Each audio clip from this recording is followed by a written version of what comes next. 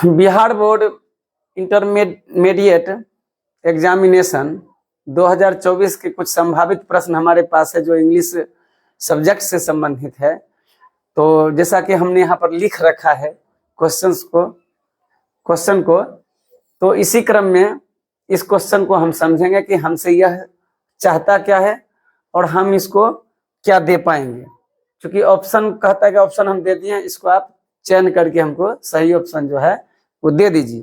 तो बने रहिए हमारे साथ, जरा देखते हैं कि सबसे पहली बात है कि हम देखेंगे कि ये सारे ऑप्शंस जो हैं उसको हम लोग क्या कहते हैं।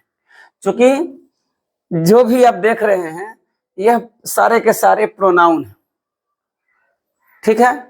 तो ये प्रोनाउन जो है इस प्रकार का जो जिसमें सेल्फ लगा हुआ है, सारे के सारे प्रोनाउन जो है रिफ्लेक्सिव और इम्फेटिक प्रोनाउन में यूज किए जाते हैं। जैसा कि आप जान ही रहे, प्रोनाउन की जो संख्या है वो 10 है।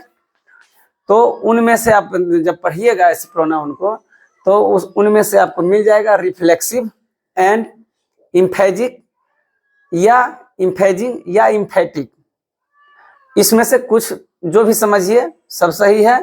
तो इम्फेटिक या इम्फेजिंग जो भी आप कहिए या फिर रिफ्लेक्सिव कहिए, लेकिन आखिर हम समझे कहाँ कैसे कि यह दिया गया ऑप्शन जो है यह इम्फेटिक है या रिफ्लेक्सिव है।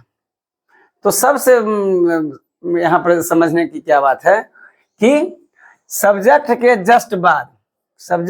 जस्ट बाद यहाँ पर यह यूज होगा, क्योंकि यहाँ तो खाली जगह है तो कोई भी ऑप्शन यहाँ पर डालना ही पड़ेगा हमको। वो तो बाद की बात है कि कौन सा डालेंगे। तो यहाँ पर हम लोग देखते हैं क्या कि इसको क्या कहेंगे और ये कहना क्या चाहता है, ठीक है। तो यहाँ पर जो है यह उठ के जो जाएगा जो भी ऑप्शन वह चूंकि सब्जेक्ट के जस्ट बाद है, यह यहाँ पर ध्यान देने योग्य बात है। तो यह इम्फेटिक हो रहा है। सब्जेक्ट के जस्ट बाद जब भी प्रोनाउन के साथ आप सेल्फ का प्रयोग करते हैं तो वह इम्फेटिक होता है।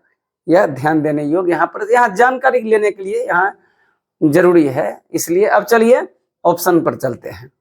तो चूंकि अब जानकारी हमें मिल गई कि यह इम्फेटिक है तो चलिए बनाते हैं। अब कहता है कि ही का हर तो नहीं होगा, चलिए तो काटिए इसको। ही यहाँ कहता है कि देयर, चूंकि दे का देयर है तो ये भी कट गया। अब ही का हिम होता है तो आपका जो यह ऑप्शन सी है वो सही है, ये चलेगा आपका। तो you can choose option C. B itself है, इटसेल्फ भी नहीं होगा।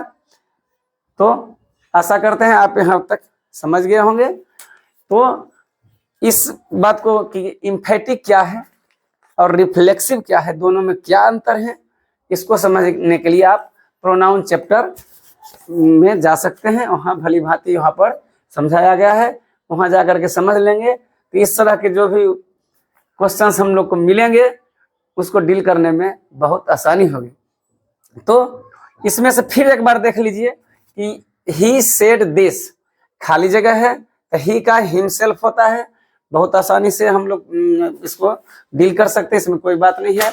लेकिन यदि कोई ऐसे भी पूछ दे कि ही के साथ अगर हिमसेल्फ का ही सब्जेक्ट में है और सब्जेक्ट के जस्ट बाद हमने प्रोनाउन लगा करके सेल्फ का प्रयोग किया गया तो वह इम्फेटिक होगा या रिफ्लेक्सिव होगा।